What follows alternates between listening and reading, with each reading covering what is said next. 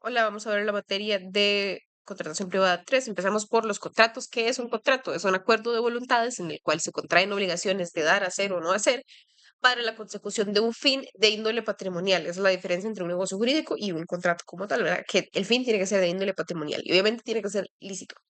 Los elementos esenciales son el consentimiento, eh, sujeto, objeto, causa, me parece que eran, y forma. Pero bueno, el consentimiento tiene que ser libre, no tener vicios como error, coacción, dolo. En cuanto a los sujetos, en el derecho anglosajón se requieren dos, porque debe haber un sinalagma, pero en la tradición del derecho romano no, basta que se generen obligaciones para que exista un contrato. En el cuasi contrato no hay un acuerdo de voluntades, tiene que haber una justificación de evitar un mal mayor. Por ejemplo, se daña el techo del vecino que está de viaje, le pago el arreglo y cuando viene tiene la obligación de pagar, porque si no, estaría incurriendo en un enriquecimiento ilícito. Si le recargo el celular a otra persona o le hacen a uno un simple por error, también tiene la obligación de devolver el dinero. Si no, puede ser demandado por enriquecimiento sin causa. No, son diferentes a las obligaciones naturales porque las naturales no son vinculantes. Cuando se cumplen son válidas, pero y no se puede repetir lo pagado, pero no son lo mismo. Veamos los contratos civiles versus los mercantiles. Aquí había puesto la pregunta, ¿el arrendamiento de vivienda es civil? Eh, Me parece que no lo pregunté, pero en esencia sí es civil. Tiene una regulación particular en la LAUS, ¿verdad? Ahora dice, en términos generales, los contratos civiles y los mercantiles tienen las mismas reglas en cuanto al consentimiento. En materia mercantil, la regla es que esté libre de formalidades. Los contratos civiles en su mayoría son formalistas. Hay excepciones como la compraventa de establecimiento mercantil, donde si es más formal se publica un edicto y tiene que haber una estructura pública, ¿verdad? Esto de cláusula de contrato no cumplido, non adimpleti contractus.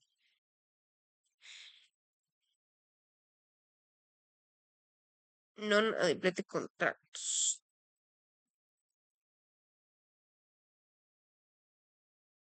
Dice is a Latin legal term for a defense of a non-performing contract, which allows a party to a reciprocal contract to withhold their own performance if the other party has failed to perform their reciprocal obligation. It is a form of self-help remedy that can be used to ward off a claim for performance until the other party has fulfilled their part of the contract. Excelente. Y eso lo tenemos en el 692 del Código Civil. Y si no, me parece que es en el Código Comercial que tenemos la parte análoga del 412. Vamos a revisar el 412. Cuando la ley exige considerar por escrito un contrato, esta disposición incluye también el braille. No, qué extraño. Y el Código Civil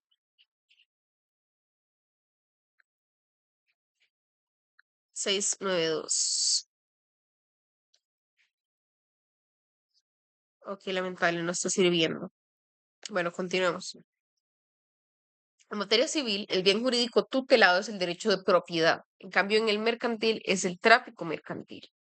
Se evidencia en el 1061 del Código Civil comparado con el 440 del Código de Comercio, porque la compraventa de cosa ajena con un adquiriente de buena fe es absolutamente nula en el derecho civil, pero en el comercial sí es válida. Veamos, ya que nos está sirviendo aquí el civil, por alguna extraña razón. Vaya, está sirviendo. Ok. 440. La compraventa de cosa ajena es válida siempre que el comprador ignore la circunstancia. En este caso, el vendedor está obligado a entregarla o, en su defecto, a abonar daños y perjuicios. La compraventa será nula cuando el comprador sepa que la cosa es ajena. Y la promesa de venta de cosa ajena será válida. Quien tal cosa ofreciere es obligado a adquirirla y entregarla al comprador bajo pena de abonar daños y perjuicios. En cambio, lo decía aquí que era el 1061, la venta de cosa ajena es absolutamente nula, pero el comprador que ignora el vicio del contrato tiene derecho a los daños y perjuicios aún contra el vendedor de buena fe. Bueno, en este caso tiene derecho a daños y perjuicios. En este siempre es válida, ¿verdad? Si es de buena fe. Más bien, si es de mala fe, pues si no, y si el vendedor no la entrega, pues tiene que entregar daños y perjuicios, pagar daños y perjuicios. Dice que si es un empresario es mercantil la compraventa y si es un profesional es civil, digamos los servicios de los abogados o de los contadores públicos, son de naturaleza civil. Ahora bien, será compraventa mercantil la que realiza una empresa mercantil individual o colectiva en la explotación normal de su negocio, ya sea objetos comprados para revenderlos en el mismo estado o después de elaborados. La de inmuebles adquiridos para revenderlos con ánimo de lucro, transformados o no. También será mercantil la compra-venta de un inmueble cuando se adquiere con el propósito de arrendarlo para instalar en él un establecimiento mercantil. Y la de la de naves aéreas y marítimas, la de efectos de comercio, títulos y valores de cualquier naturaleza y la de acciones de sociedades mercantiles. Bueno, hay tres teorías del mercantilismo, ¿verdad? Que nos van a explicar cuándo estamos ante un acto de comercio, cuando estamos ante derecho comercial. Subjetiva es que cuando un comerciante realiza algún acto jurídico, estamos ante derecho comercial. La objetiva, que independientemente de quién los haga, eh, cuando es un acto de comercio, será o sea, cuando hay un acto de comercio, estamos ante derecho mercantil. Y la empresa, que cuando hay una organización de los factores de la producción, ¿verdad? Que son tierra, capital y trabajo para la consecución de un fin, que sería el mercado, estamos ante derecho comercial. Entonces, en este caso, em, tenemos garantía de evicción, que es la garantía que le da el vendedor al comprador de que en caso de ser despojado de la cosa por un tercero que alegue mejor derecho, lo tiene que indemnizar. Tanto el comprador como el vendedor están obligados a realizar todas las formalidades que impone la ley y el comprador debe pagar conforme se efectúe. Vamos a ver dónde está aquí la parte de la evicción. Mm, nos dice,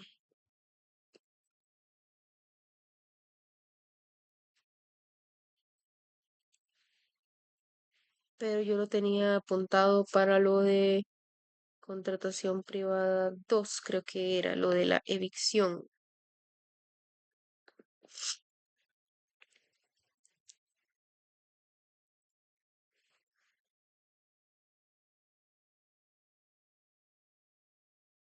Yo,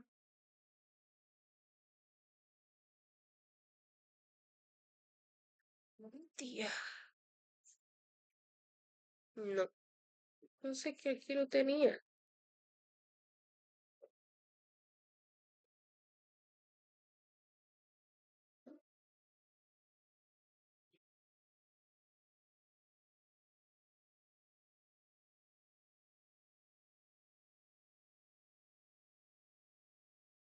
Entonces, obligaciones del vendedor, entrega de la cosa, conservación del bien, obligación de garantía, obligaciones del comprador, pago del precio, recibo de la cosa y los gastos relacionados. Es un contrato típico de la empresa comercial, constituye la figura más importante para la circulación de la riqueza, es fuente de derechos y obligaciones para los sujetos, tiene un efecto real que es la transmisión de la propiedad de la cosa, facilita la circulación de la riqueza, da vida y dinamismo al flujo monetario que es indispensable para la actividad comercial. Las principales características de la compraventa.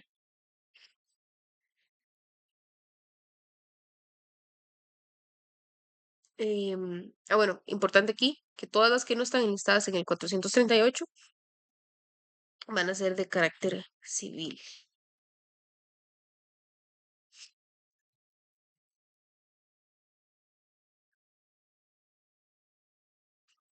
Bueno, es traslativo a título oneroso de prestaciones recíprocas, conmutativo, que significa que permiten determinar desde el momento del convenio las ventajas para cada uno de los contratantes. Consensual, bueno, pues obviamente todos lo son. Y la causa está constituida por la obtención de un precio para el vendedor y la obtención de un bien para el comprador.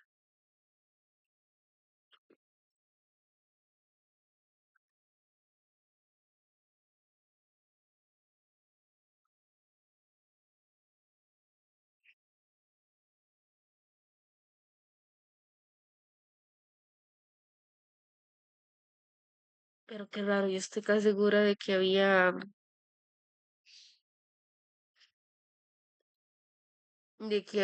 aquí, yo tenía apuntes.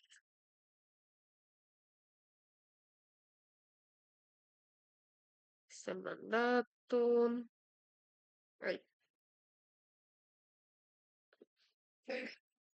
trato, préstamo, donación, fianza.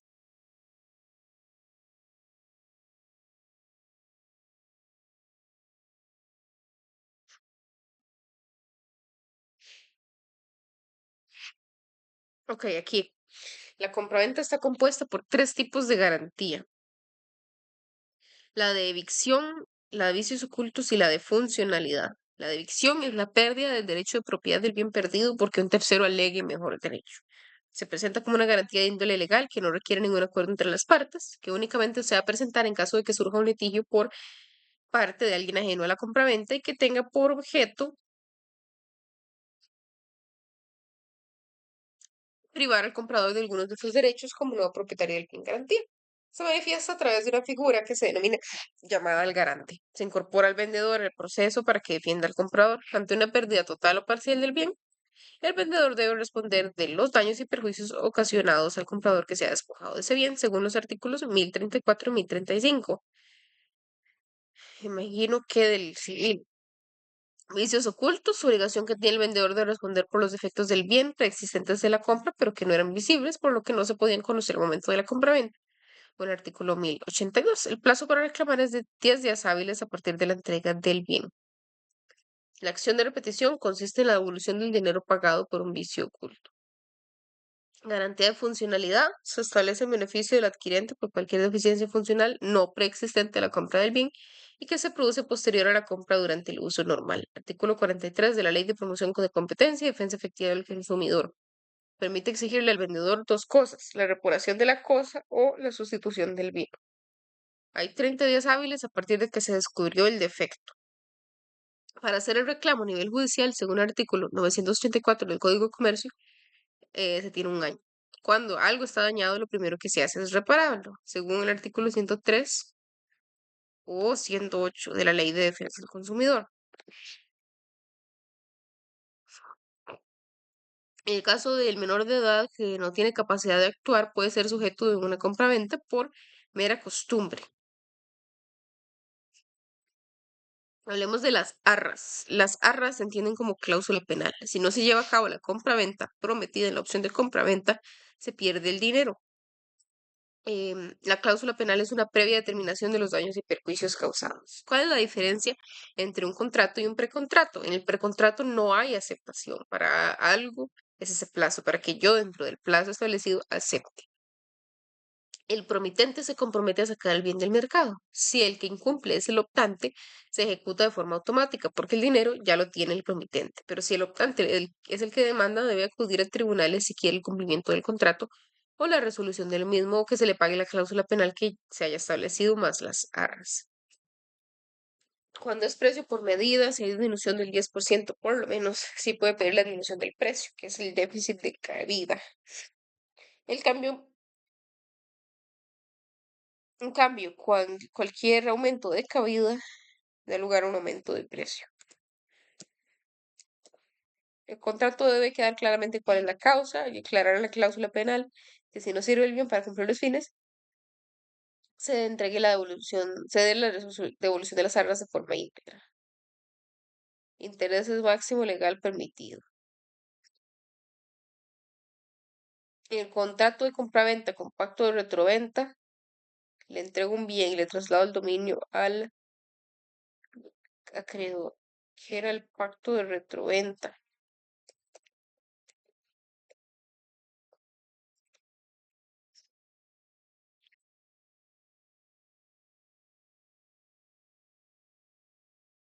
Ok. Pacto de retroventa es una cláusula en un contrato de compraventa que permite al vendedor recuperar el bien vendido, volviendo a comprar la cantidad de dinero aportada.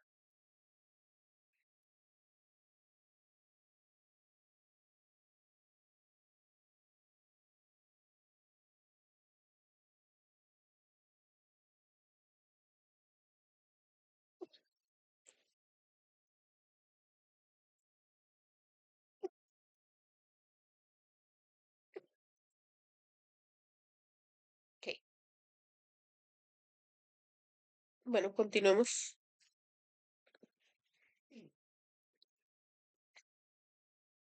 con la compraventa del establecimiento mercantil.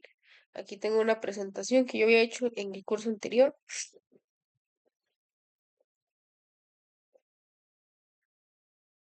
Eh, Tiene una protección especial a los acreedores, no puede interrumpir la operación del negocio, por lo que requiere mucha actividad del transmitente. Busca la cancelación de las deudas con el precio de compra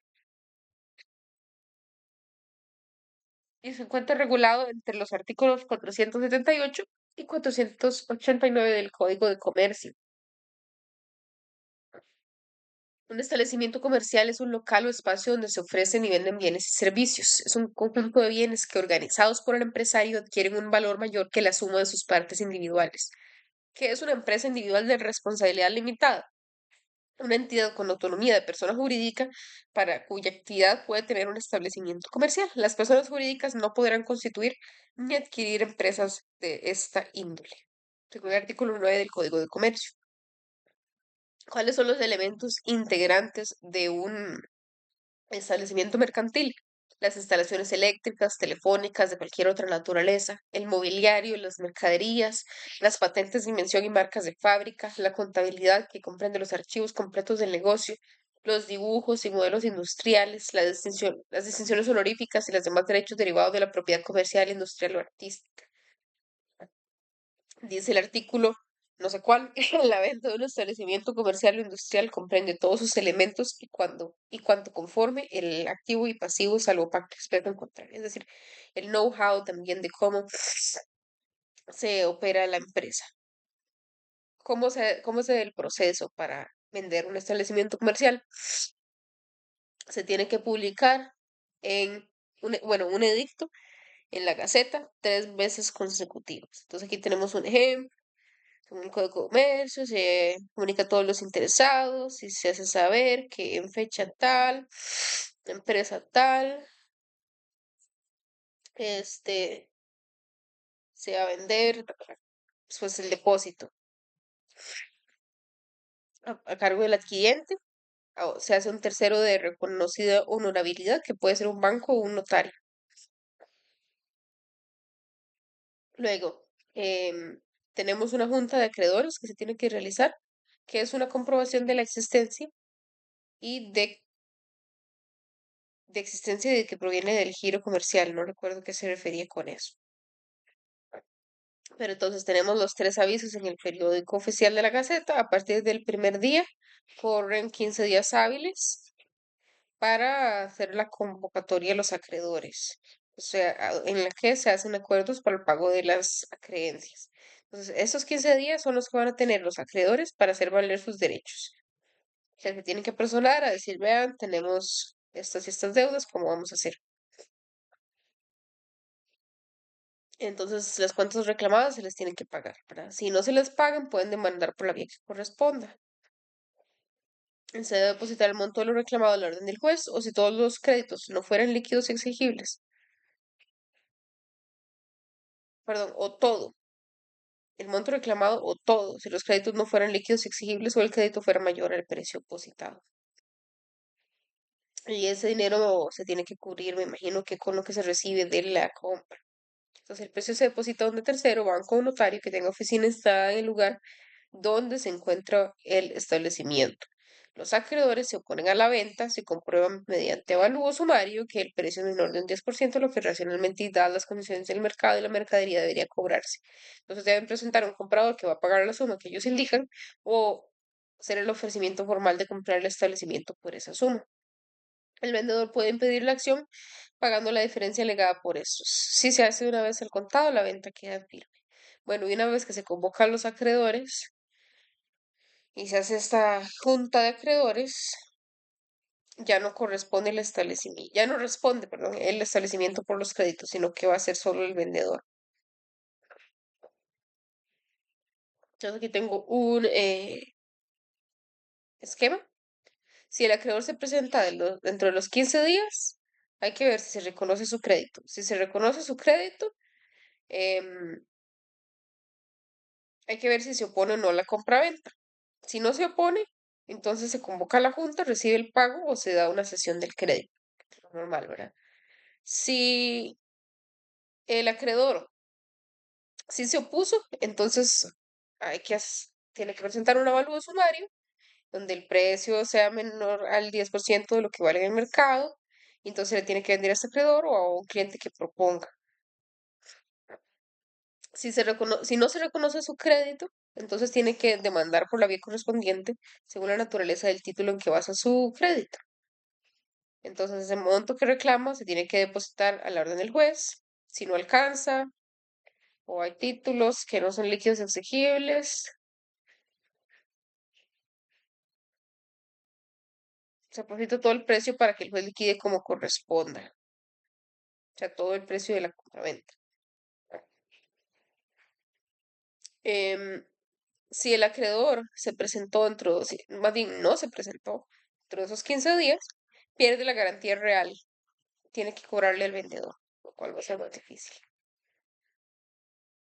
El pago debe hacerse preferiblemente en efectivo, pero si no, debe estar representado por títulos valores comercialmente descontables, cuyo descuento será previo a la publicación del aviso, porque a los acreedores se les debe depositar el dinero, a menos de que unánimemente dispongan algo distinto, según el artículo 487.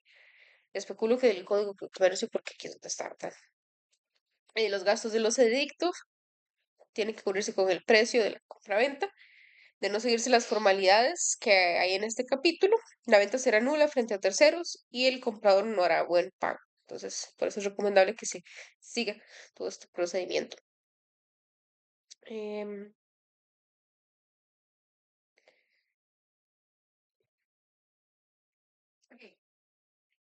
Tenemos un poco de los artículos y tenemos aquí jurisprudencia, pero bueno, eso ya es profundo.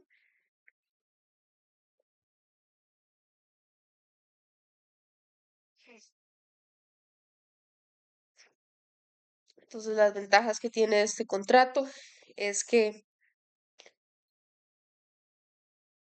el contrato de arrendamiento puede cederse sin el consentimiento previo por escrito del arrendante. Y no hay que liquidar a los empleados ni nada porque lo que se busca es la continuidad de las operaciones, ¿verdad?